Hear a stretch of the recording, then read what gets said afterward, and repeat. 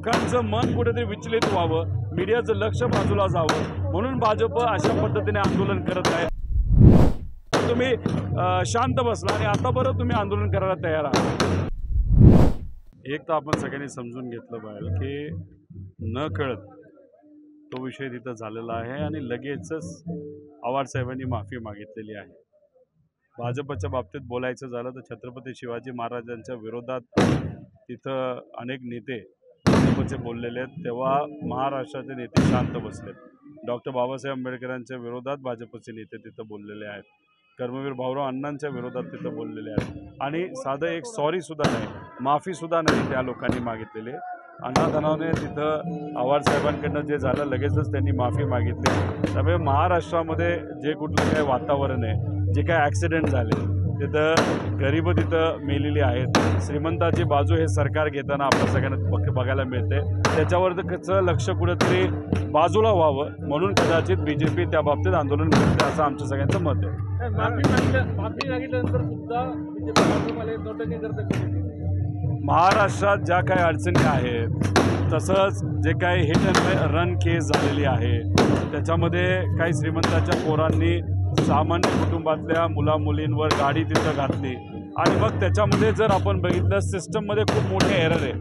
Police असतील, doctor असतील, तसंच जे काही इतर सर्व लोक आहेत त्यांनी सगळ्यांनी मिळून खूप मोठ्या चुकी तिथं केलेल्या आहेत आणि ह्या चुकी लपवण्यासाठी लोकांचं मन कुठेतरी विचलित व्हावं, मीडियाचं लक्ष बाजूला जावं म्हणून भाजप अशा पद्धतीने आंदोलन करत आहे। खऱ्या अर्थाने भाजपला जर आंदोलन करायचंच झालं असतं तर त्यांच्या नेत्यांच्या विरोधात का ते करू शकले नाही, जेव्हा शिवशाहू फुले आंबेडकरांच्या विरोधात अनेक मोठे भाजपचे नेते तिथं बोलले होते, तेव्हा तुम्ही शांत बसला आणि आता बरं तुम्ही आंदोलन करायला तयार आहात।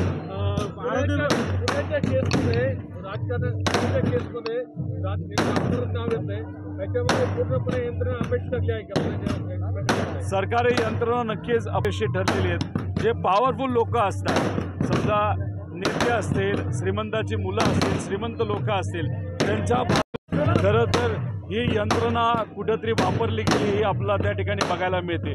तर सामान्य लोकांना न्याय मिळत नाही। तुम्ही कुठल्याही विभागात गेलं तर सामान्य लोकांना न्याय लगेच कधीच मिळत नाही, पण मग अशा पद्धतीने पॉवरफुल लोकांना लगेच जर मिळत असेल, तिथं तुमचे जे रिपोर्ट बदलले जात असतील, पोलिसांकडनं सहकार्य केलं जात असेल, तर ही जी सिस्टम आहे, कोणाचंही सरकार आलं तर ही सिस्टम अयोग्य आहे।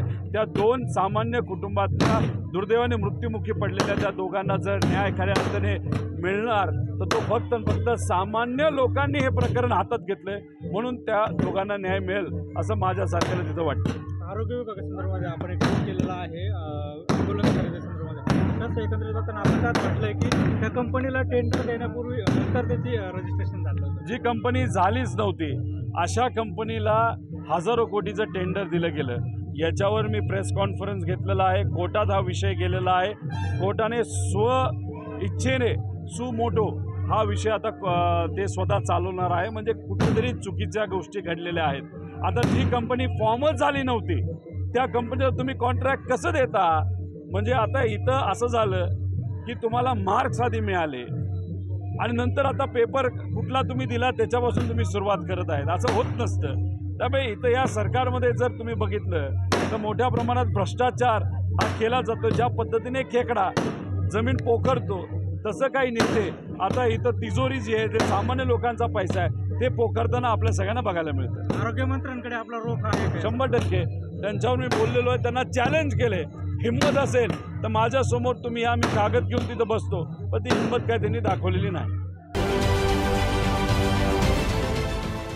देश विदेशातील प्रत्येक घडामोडींचे लाईव्ह अपडेट मिळवण्यासाठी आता साम टीव्हीच्या सर्व सोशल मीडिया प्लॅटफॉर्मला लाईक, फॉलो आणि सबस्क्राईब करा। तसंच सर्व नोटिफिकेशनसाठी बेल आयकॉन प्रेस करायला विसरू नका।